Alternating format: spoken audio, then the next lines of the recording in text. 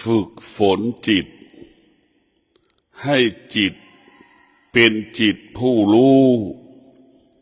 ฝึกฝนจิตให้จิตอยู่เหนือความคิดให้จิตอยู่เหนือความรู้สึก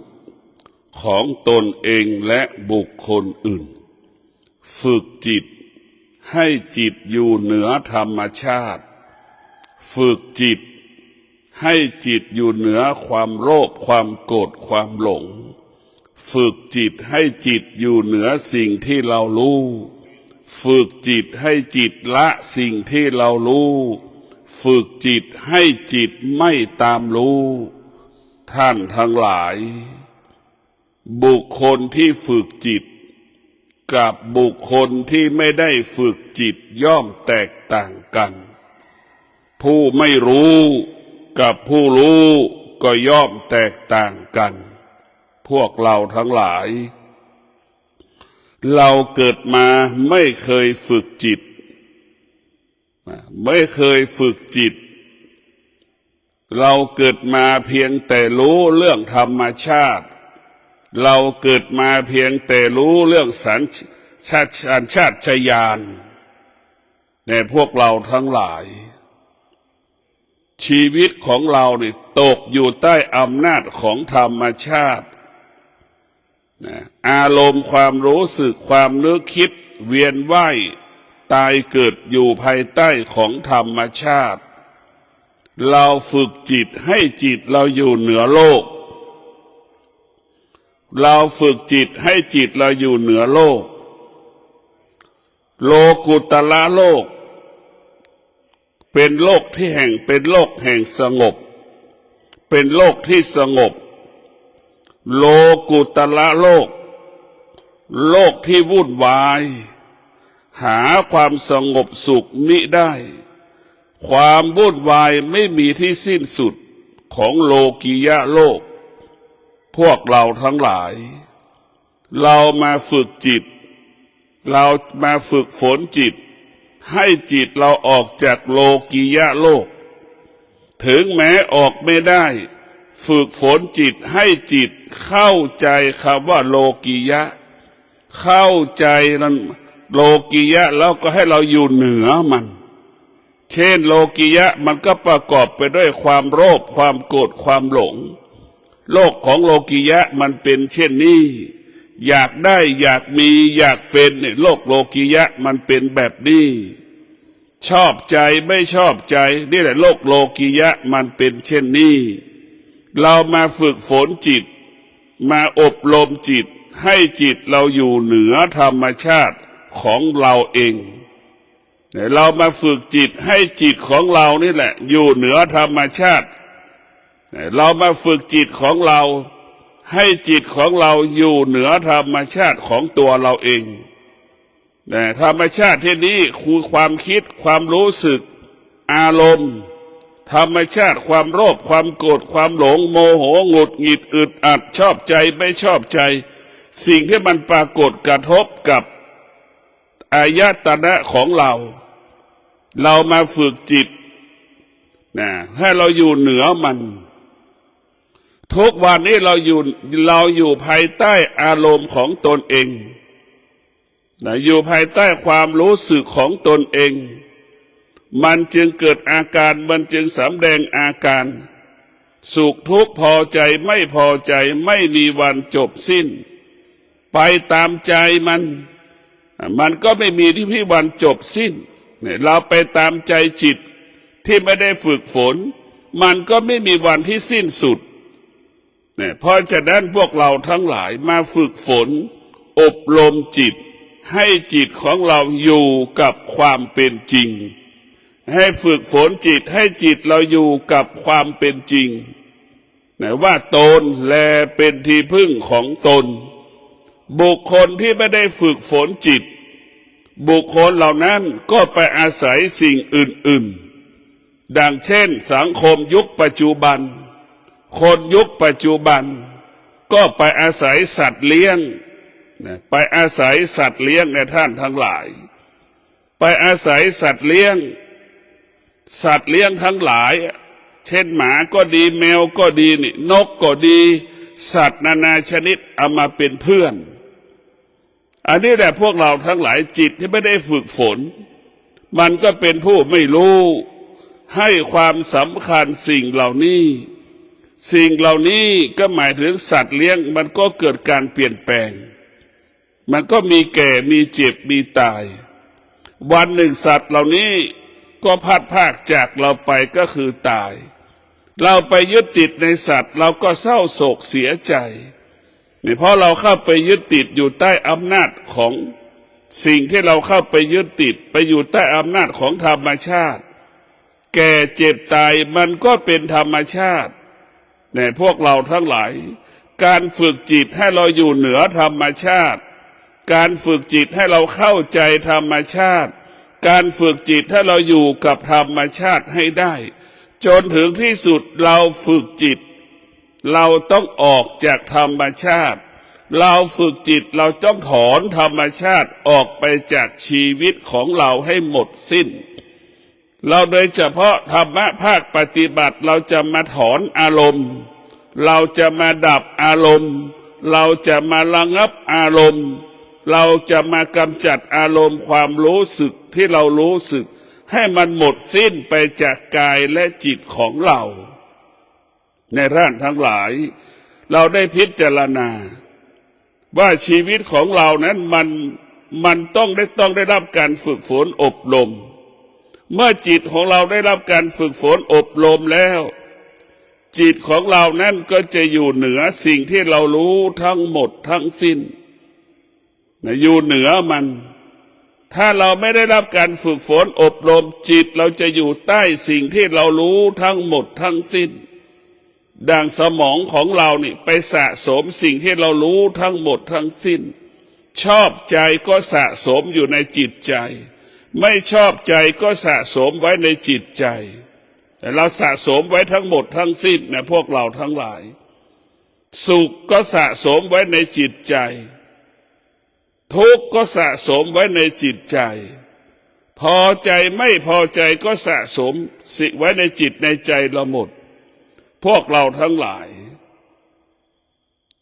จิตที่ไม่ได้ฝึกฝนนั้นก็สะสมสั่งสมสิ่งที่เรารู้สึกสิ่งที่เรานึกคิดได้นะเหมือนเสื้อผ้าของเรานั่นแหละเราสะสมเสื้อผ้าลุกนี้นะเสื้อผ้าอาภรณ์จำนวนมากล้วนเราสะสมทั้งสิ้นเพราะฉะนั้นพวกเราทั้งหลายมาฝึกฝนจิตอบรมจิตเราจะมาปลดเปลื้องอารมณ์ความรู้สึกให้จิตของเราเหมือนจิตทารกแรกเกิดเราฝึกฝนกายฝึกฝนจิตให้กายของเราเหมือนกายทารกแรกเกิดไม่มีเสื้อผ้าติดตัวแต่พวกเราทั้งหลายเราจะต้องมาปลดเปลื้องสิ่งเหล่านี้ออกไปจากกายออกไปจากจิตเพราะจิตของเรามันมีอยู่ภายใต้สิ่งที่ชอบใจและไม่ชอบใจมันไม่มีวันจบสิ้นเช่นหมูไก่ที่เราเป็นอาหารที่เรากินแต่ละมื้อเห็นไหมพวกเราทั้งหลายกินหมูกินไก่ก็ยังไม่กำลังรู้สึกว่าไม่ชอบใจไม่พอใจยังออกอาการว่าไม่อร่อยนี่พวกเราทั้งหลายในเราทุกเราต้องเข้าเราฝึกฝนจิตให้จิตเราเกิดปัญญามันจะบอกว่ากินให้อิ่มหรือกินแค่ให้มันอิ่มมีชีวิตอยู่ได้ในการปฏิบัติหน้าที่ทำหน้าที่ของตนเองให้สมบูรณ์แบบนี่แหละคือกินด้วยสติกินด้วยปัญญามีชีวิตอยู่ด้วยสติอยู่ด้วยปัญญาอยู่ด้วยความเมตตาต่อกันและกันอยู่ด้วยมีความเมตตาต่อสิ่งที่มีชีวิตมีความเมตตาต่อสิ่งไม่มีชีวิตในพวกเราทั้งหลายแม้กระทั่งแม่น้ำป่าไม้ภูเขาเราก็มีความเมตตาต่อสิ่งเหล่านี้มันมีความสำคัญต่อการมีชีวิตอยู่ของเราฝึกจิตให้จิตเรามีปัญญาแต่เมื่อจิตเรามีปัญญาเมื่อจิตเรามีปัญญาแล้วเราจะอยู่เหนือสิ่งที่เรารู้ทั้งหมดทั้งสิ้นนะหรือที่สุดเราฝึกจิต ให้จิตเราเป็นจิตผู้รู้เหมือนเด็ก2 ขวบพวกเราทั้งหลายมันรู้เฉยๆมันรู้เฉยๆดีมันไม่รู้เด็ก2 ขวบไม่ดีมันก็ไม่รู้เห็นไหมให้เหมือนเด็ก2 ขวบนั่นแหละพวกเราทั้งหลายมันรู้เฉยๆและมันไม่ยึดติดสิ่งใดสิ่งหนึ่งพวกเราต้องพิจารณาการเกิดมาเป็นมนุษย์เรามีโอกาสได้ฝึกฝนจิตอบรมจิตของเราเนี่ยมันหลงมาตลอดชีวิตมันหลงทางมาตลอดพวกเราทั้งหลายถ้าฝึกฝนจิตเราเป็นจิตของผู้รู้นี่มันจะมีความคิดอยู่น้อยมีสมาธิอยู่มากมีความรู้อยู่น้อยมีปัญญามากพวกเราทั้งหลายเนี่ยมันต้องพิจารณาพวกเราทั้งหลายงดใช้ความคิดงดใช้ความรู้กลับมาใช้สมาธิกลับมาใช้ปัญญาพวกเราทั้งหลายปัญญานี่กับความรู้แตกต่างกันเรียกว่าปัญญาทางธรรมนั้นกับปัญญาของทางโลกมันย่อมแตกต่างกันปัญญาทางธรรมเป็นความจริงล้วนๆเป็นความจริงที่ไม่เปลี่ยนแปลงเป็นความจริงที่อยู่เหนือความจริงเป็นความจริงที่อยู่เหนือโลกแต่พวกเราทั้งหลายปัญญาของความรู้ที่เรารู้ทุกวันนี้เป็นความรู้ที่สมมุติขึ้นว่าเป็นความรู้เช่นเราจบปริญญาตรีก็สมมุติว่าเป็นความรู้เราจบปริญญาโทก็สมมุติว่าเป็นความรู้จบด็อกเตอร์ก็สมมุติว่าจบเป็นความรู้พวกเราทั้งหลายความรู้เป็นสิ่งที่เราสมมุติขึ้นปัญญานั้นไม่มีใครสมมุติมันเกิดขึ้นเองในตัวมันเองแต่พวกเราทั้งหลายดังเช่นคนแต่ละคนประสบปัญหาอุปสรรคและประสบอุปสรรคปัญหาต่างๆปัญญามันก็จะเกิดขึ้นเองแต่ปัญญามันจะเกิดขึ้นมันก็จะรู้วิธีแก้ปัญหา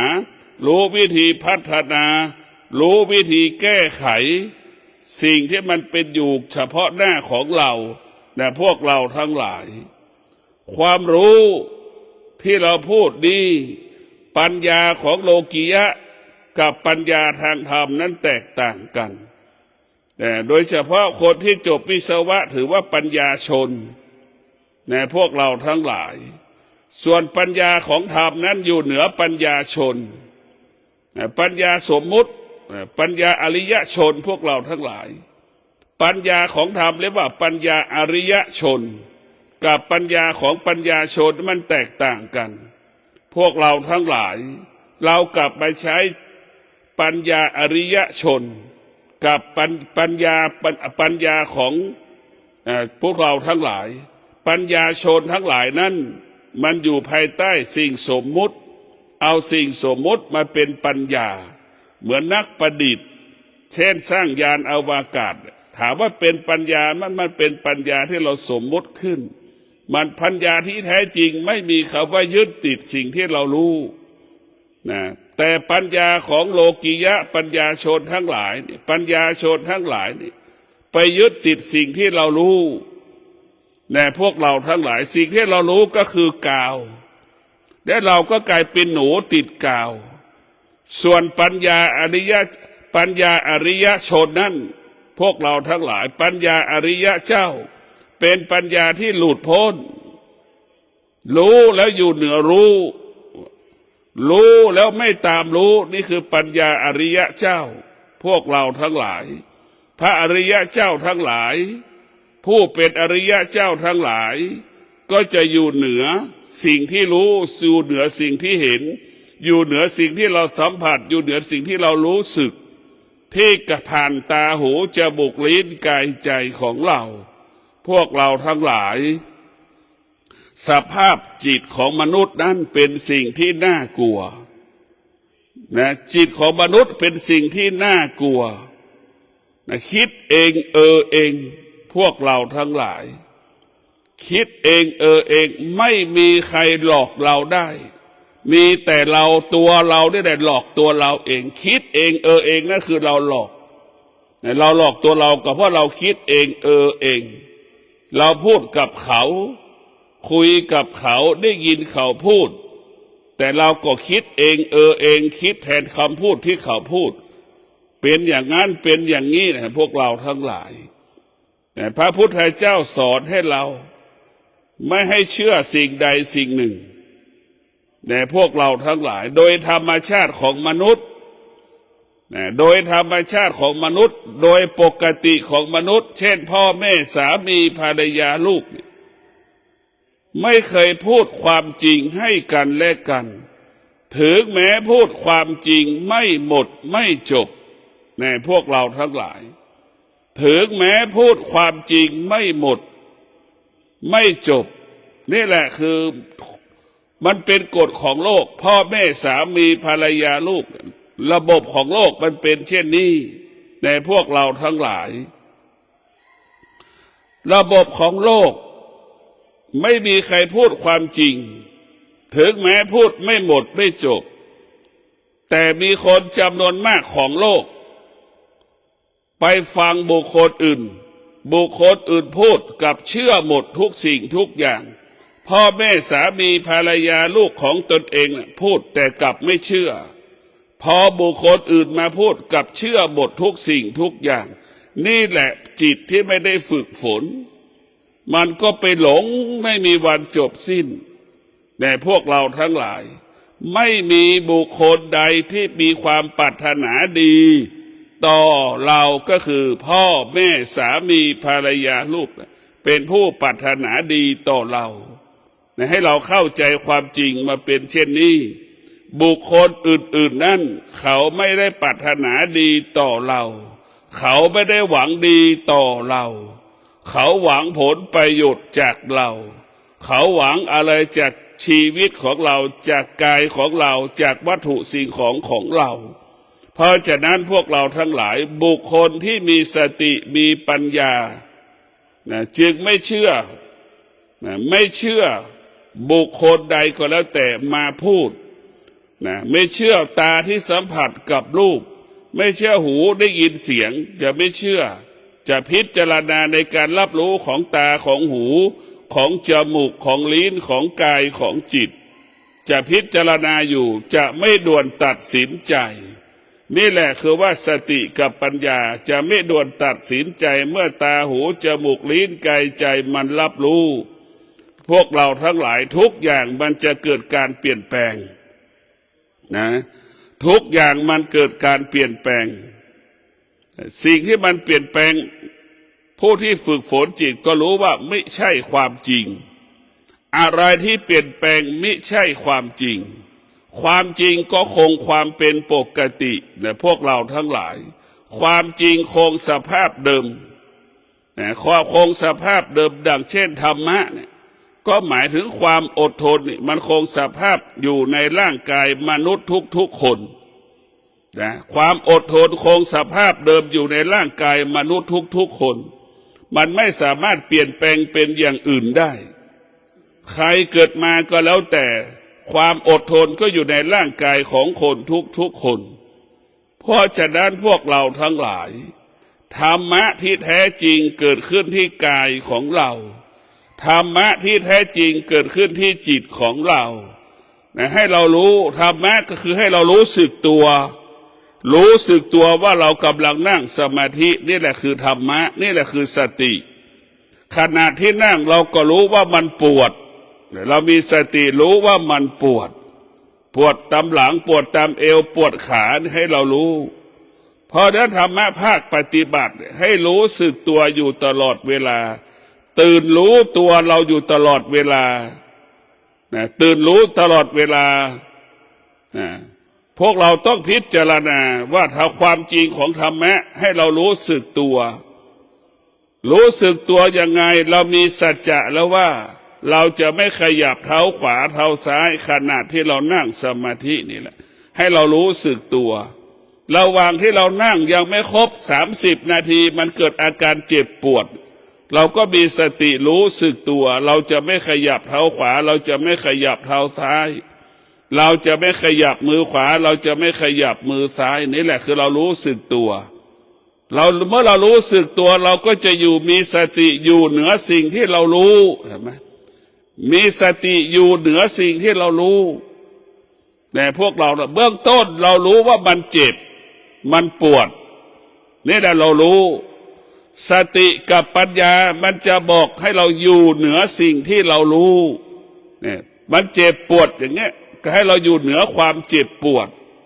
ในพวกเราทั้งหลายเมื่อเรารู้แล้วเมื่อเราอยู่เหนือความเจ็บปวดเราก็สามารถควบคุมความเจ็บปวดได้หรือเราเท่าทานความเจ็บปวดนั้นได้ความเจ็บปวดนั้นก็ไม่มีบทบาทต่อจิตใจของเราเนี่ยพวกเราทั้งหลายเนี่ยให้เรารู้จิตเนี่ยมีจิตพวกเราทั้งหลายจิตตัวหนึ่งรู้ว่ามันเจ็บมันปวดจิตอีกตัวเนี่ยมันก็บอกให้เราอยู่เหนือความเจ็บปวดเห็นไหมพวกเราทั้งหลายจิตของโลกียะรู้ว่ามันเจ็บปวดเป็นธรรมชาติของมันไม่มีใครนั่งแล้วไม่เจ็บตัวไม่เจ็บแข้งเจ็บขาปวดเอวปวดหลังทุกข์ทรมานลำบากมันไม่มีนี่คือธรรมชาติแต่ธรรมะมันจะบอกสอนให้เราอยู่เหนือธรรมชาติคืออยู่เหนือความเจ็บปวดธรรมะจะอยู่ให้เราอยู่เหนือความเจ็บปวดหากเราไม่ได้ฝึกฝนอบรมจิตใจของเราก็ไปยึดติดกับความเจ็บปวดเราก็อยู่ภายใต้ความเจ็บปวดเราไปยึดติดความเจ็บปวดมันก็ทุกข์ทรมาน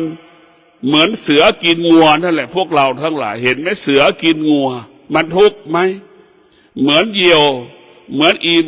นกอินทรีไปจับปลาในแม่น้ำเห็นไหมแล้วก็เอามาฉีกให้ลูกมันกินเนี่ยทุกข์ทรมานไหมพวกเราทั้งหลายเพราะฉะนั้นพวกเราทั้งหลายจิตที่เราไม่ได้ฝึกฝนเนี่ยมันก็เหมือนเหยี่ยวจิตที่ไม่ได้ฝึกฝนก็เหมือน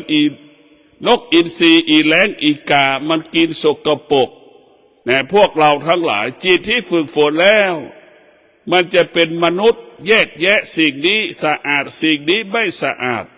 สิ่งนี้ดีสิ่งนี้ไม่ดีมันจะรู้โดยอัตโนมัติของมันพวกเราทั้งหลายเราต้องฝึกฝนจิตเราต้องอบรมจิตของเราให้จิตของเราเป็นจิตของผู้รู้ดังที่ได้กล่าวว่าร่างกายมันเจ็บมันปวดเรารู้แต่สัตว์จิตที่เราฝึกฝนอบรมนี่มันก็ให้เราอยู่เหนือความเจ็บปวดนะพวกเราทั้งหลายสติปัญญาบอกให้เราอยู่เหนือความเจ็บปวดเมื่อเราอยู่เหนือมันเราก็ควบคุมมันได้เหมือนจ็อกกี้ขี่หลังม้าความเจ็บปวดเปรียบเสมือนม้าพวกเราทั้งหลายสติปัญญาเปรียบเสมือนจ็อกกี้ควบคุมม้าได้นะขอให้พวกเราทั้งหลายได้ควบคุมกายควบคุมจิตของเราจิตที่ไม่ได้ฝึกฝนก็ควบคุมยากจิตที่ฝึกฝนก็ควบคุมง่ายนะพวกเราทั้งหลายเราต้องฝึกฝนจิตของเราการฝึกฝนจิตการอบรมจิตนี่เป็นสิ่งสำคัญการฝึกฝนจิตให้จิตของเรานี่คุ้นเคยกับธรรมชาติให้เข้าใจธรรมชาติให้อยู่เหนือธรรมชาติพวกเราทั้งหลายต้องอยู่เหนือมันอยู่เหนือดังแม่อยู่เหนืออารมณ์ของลูกนั่นแหละดังพ่อกับแม่อยู่เหนืออารมณ์ของลูกธรรมชาติของลูกมันหยุดยั้งอารมณ์โมโหหงุดหงิดไม่ได้ลูกมันตามใจตัวเองลูกมันจึงสำแดงอาการไม่พอใจพ่อแม่ตลอดเวลานั่นคือลูกแต่พ่อแม่ที่ฝึกฝนจิตอบรมจิตพ่อแม่ก็เท่าทานอารมณ์ของลูกไม่โต้ตอบไม่ตอบสนองอารมณ์ของลูกนี่แหละเรียกว่าการฝึกจิตให้อยู่เหนือธรรมชาติดังแม่อยู่เหนืออารมณ์ของลูกดังแม่อยู่เหนืออารมณ์ของลูกดังพ่ออยู่เหนืออารมณ์ของลูกเราก็สงบนิ่งรู้เท่านั้นนะพวกเราทั้งหลายเราจะรู้เท่านั้นจึงฝากให้เราทั้งหลายได้พิจารณาพิจารณาชีวิตของเรานี่มันต้องการความจริงแต่ชีวิตของเราไม่เคยรับรู้เรื่องความจริงที่จิตที่มันต้องการสิ่งที่มันต้องการมากที่สุดได้แก่ความสงบแต่พวกเราทั้งหลาย ต้องการมากที่สุดได้แก่ความสงบชีวิตของเราไม่เคยสงบชีวิตของเราไม่เคยพบคำว่าสงบนะพวกเราทั้งหลายมนุษย์ทั้งหลายตกอยู่ใต้อำนาจคำว่าความสุขมนุษย์ทั้งหลายตกอยู่ใต้อำนาจความทุกข์นะพวกเราบุคคลที่ฝึกฝนจิตบุคคลที่อบรมจิตจะอยู่เหนือความทุกข์อยู่เหนือความสุข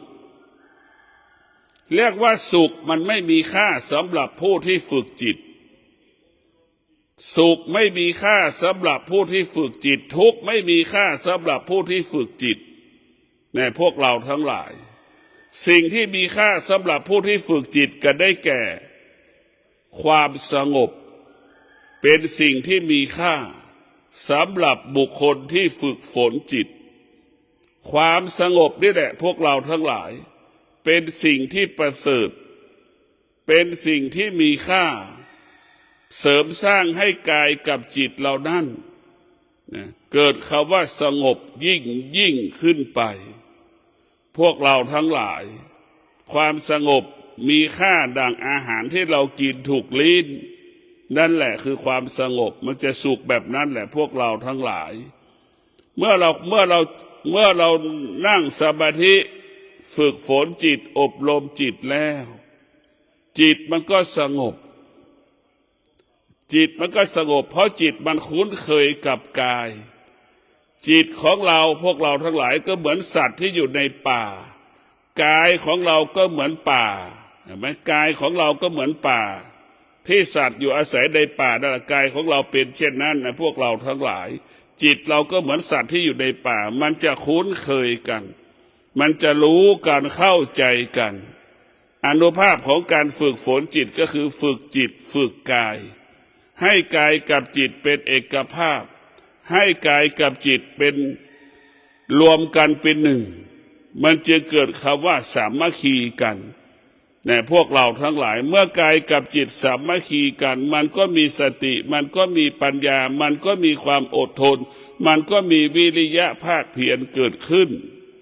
แต่พวกเราทั้งหลายอะไรจะมาเข้ามาสู่กายมาสู่จิตมันทำไม่ได้เมื่อกายกับจิตประกอบไปด้วยสติประกอบไปด้วยสัจจะประกอบไปด้วยขันติประกอบไปด้วยวิริยะแล้วไม่มีสิ่งใดที่จะมาทำลายชีวิตเราได้พวกเราทั้งหลายสติสัจจะวิริยะขันติเป็นเครื่องมือเรียกว่าเป็นเครื่องมือที่ทำลายความโลภความโกรธความหลงกำจัดขจัดโมหะโลภะโทสะโมหะออกไปจากกายจากจิตของเราพวกเราทั้งหลายสมาธิเปรียบเสมือนสารส้มที่เราเอาไปแกว่งในน้ำที่ขุ่นจิตของเราอารมณ์ของเราเปรียบเสมือนน้ำที่มันขุ่นเราเอาสารส้มไปแกว่งดูนี่พวกเราทั้งหลายขี้ตะกอนมันจะตกลงพื้นน้ำก็เริ่มใสฉันใดถ้าเรานั่งสมาธิอารมณ์ของเราก็จะหมดไปความรู้สึกของเราก็จะหมดไปความรู้สึกที่เศร้าโศกเสียใจไม่สบายใจมันก็จะหายไปก็เหมือนขี้ตะกอนนั่นแหละตกพื้นทำให้จิตเราใสเหมือนน้ำที่เราเอาสารส้มไปแกว่งในน้ำนั่นแหละพวกเราทั้งหลายเราก็ต้องกำจัดอารมณ์ต้องกำจัดความรู้สึกแต่เราฝึกจิตให้จิตอยู่เหนือ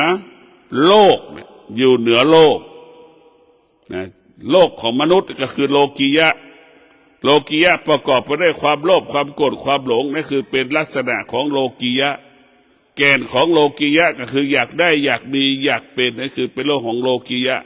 ร้องไห้เสียใจชอบใจไม่ชอบใจเนี่ยเป็นโลกียะชอบใจก็ร้องไห้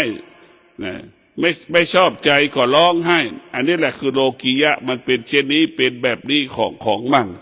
พวกเราได้พิจารณาว่าแกนของธรรมนั่นคือตัวสติแกนของธรรมนั่นคือตัวสติ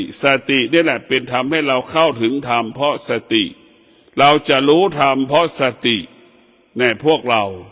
สติจึงเป็นหลักให้กับจิตสติจึงเป็นผู้ควบคุมกาย นะสติเป็นผู้ควบคุมกายพวกเราทั้งหลายสติก็เหมือนสติเปรียบเสมือนคนเลี้ยงแกะนั่นแหละพวกเราทั้งหลายจิตเราก็เหมือนแกะนั่นแหละเราจะต้อนฝูงแกะให้อยู่ที่เดียวกันและคนเลี้ยงแกะจะต้องดูแลแกะอย่างดีเพื่อไม่ให้หมาป่ามันกินแกะแต่สติก็พิษปกป้องคุ้มครองรักษาจิตดูแลจิตไม่ให้กิเลสความโลภความโกรธความหลงมากระทบกระเทือนทำให้จิตเราอ่อนแอหวั่นไหวได้พวกเราทั้งหลายสติเปรียบเสมือนเด็กเลี้ยงแกะจิตเราเปรียบเสมือนแกะจิตเราเปรียบเสมือนแกะเราก็มีสติป้องกันจิตไม่ให้จิตไปยึดติดสิ่งใดสิ่งหนึ่งไม่ให้จิตไปหลงสิ่งใดสิ่งหนึ่งไม่ให้ติดอยู่ไม่ให้จิตเราตกอยู่ใต้อำนาจสิ่งใดสิ่งหนึ่งที่มันอาศัยตาหูจมูกลิ้นกายใจที่มันผ่านตาหูจมูกลิ้นกายใจที่มันอยู่ที่ตาหูจมูกลิ้นกายใจก็ได้แก่ความโลภความโกรธความหลงความเกลียดความชังความรักเนี่ยมันเป็นสิ่งที่ไม่ดีอยู่ที่ตาหูจมูกลิ้นกายใจของเราทั้งหมดทั้งสิ้นนะพวกเรามีวิธีการใดบ้างที่เราจะต้องมีสติเนี่ยวิธีการที่ดีคือต้องมีสติรู้แก้ไขตาของเราไม่ให้ไปยึดติดในรูปนี่เรามีสติรู้อบรมตาของเราเมื่อเวลาตาเห็นรูปตาของเราจะไม่ด่วนตัดสินใจว่าสิ่งนี้เป็นสิ่งนี้อย่างนั้นเป็นอย่างนี้เราจะไม่ให้ตาเราด่วนตัดสินใจให้ตาเรามีตาเรามีสมาธิให้มีโอกาสพิจารณาสิ่งที่ตารับรู้ในรูปสารพัดรูปวัตถุสิ่งของต่างๆอย่างละเอียดเวลาเราตัดสินใจก็ไม่ผิดพลาดนี่แหละพวกเราทั้งหลายมันการฝึกจิตก็จะเป็นเช่นนี้หูของเราได้ยินเสียงเราก็ไม่ได้ด่วนตัดสินใจเราจะใช้สมาธิไปพิจารณาก่อนจะตัดสินใจเสียงนั้นๆพวกเราทั้งหลาย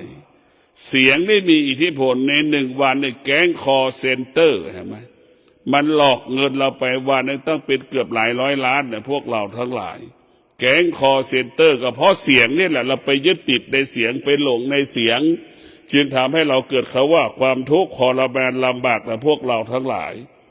เราไปหลงในเสียงเราไปติดในเสียงนี่แหละจึงทำให้เราเกิดความทุกข์ท้ายสุดเสียเงินเสียตัวเสียเงินก็เพราะเสียงนี่แหละเสียตัวก็เพราะเสียงนี่แหละเสียทุกสิ่งทุกอย่างก็เพราะเสียงนี่แหละพวกเราทั้งหลายเป็นความจริงแค่หูทางที่ความจริงมันยังไม่เกิดเนี่ยพวกเราทั้งหลาย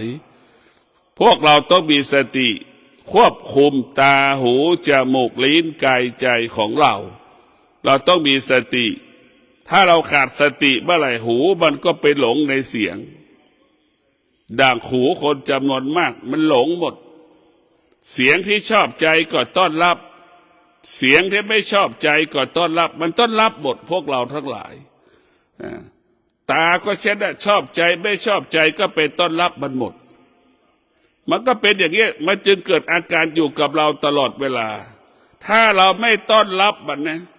มันก็ไม่อยู่กับเรานะเหมือนหมา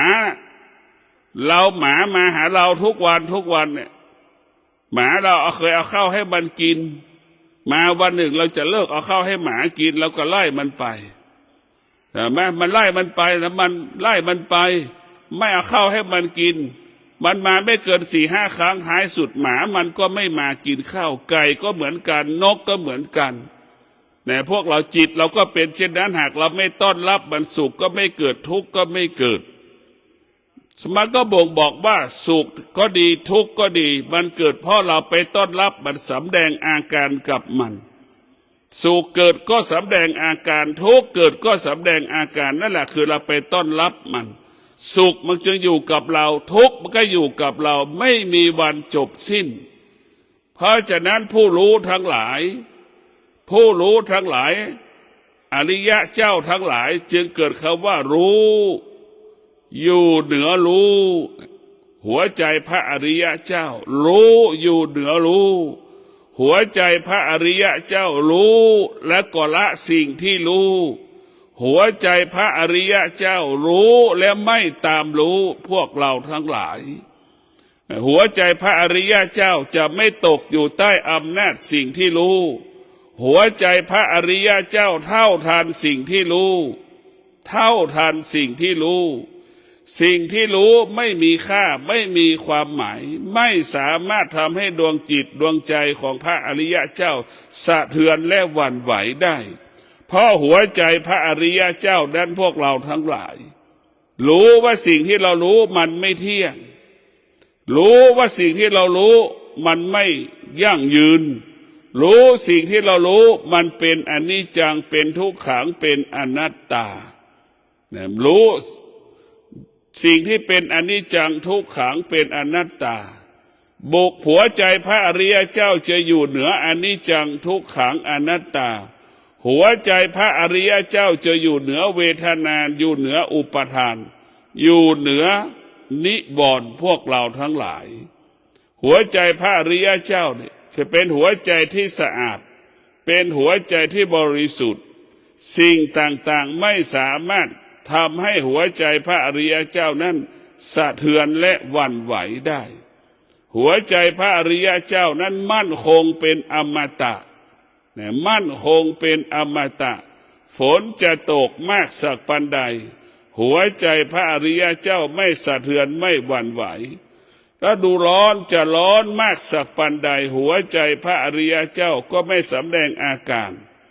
แต่มั่นคงเป็นอมตะกับคำว่าฤดูร้อนที่มันปรากฏ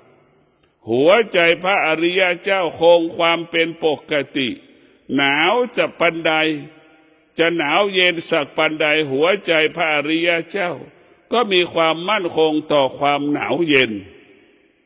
ความหนาวเย็นไม่สามารถทำให้หัวใจพระอริยเจ้านั้นสะเทือนและหวั่นไหวได้ในพวกเราทั้งหลายเราต้องพิจารณาหัวใจพระอริยเจ้านั้นอยู่กับความเป็นจริงอยู่กับความเป็นจริงตลอดทุกลมหายใจหัวใจพระอริยเจ้านั้นรู้แค่ลมหายใจอยู่กับลมหายใจเรียกว่าลมหายใจนั้นเป็นอาหารเป็นอาหารหัวของพระอริยเจ้าพวกเราทั้งหลายพวกเราต้องมีสติฝึกฝนจิตให้จิตของเราอยู่เหนือโลกฝึกจิตให้จิตของเราอยู่เหนือธรรมชาติฝึกจิตให้จิตอยู่ของเรานั้นละธรรมชาติฝึกจิตให้จิตของเราอยู่เหนือความโลภความโกรธความหลงฝึกจิตให้จิตของเรานั้นละสิ่งที่เป็นอกุศลละสิ่งที่เป็นอกุศลให้หมดสิ้นไปจากจิตของเราขอให้พวกเราทั้งหลายได้มีสติรู้มีสติรู้มีสติรู้ก็คือการฝึกฝนจิตให้เรารู้สึกตัวอยู่ตลอดเวลาเรียกว่ารู้สึกตัวอยู่ตลอดเวลาก็ขอให้ท่านทั้งหลายดำเนินชีวิตโดยใช้สติและปัญญาหัวใจพระอริยะเจ้าหัวใจของผู้ที่ได้บรรลุธรรมจึงเกิดคำว่าจิตรู้สิ่งใดจิตละสิ่งนั้นจิตรู้สิ่งใดจิตอยู่เหนือสิ่งนั้นจิตรู้สิ่งใดจิตไม่ตามรู้หัวใจพระอริยเจ้าจึงเป็นอิสระไม่มีสิ่งใดเข้ามาทำให้หัวใจพระอริยเจ้าสะเทือนและหวั่นไหวหัวใจพระอริยเจ้ามั่นคงดั่งภูเขามั่นคงดั่งแผ่นดินไม่เคยเปลี่ยนแปลงและแปรสภาพพวกเราทั้งหลายขอให้ใช้สติพิจารณาการดำเนินชีวิตขอให้ชีวิตเราประสบความว่าสำเร็จอายุวันโนสุขังพลัง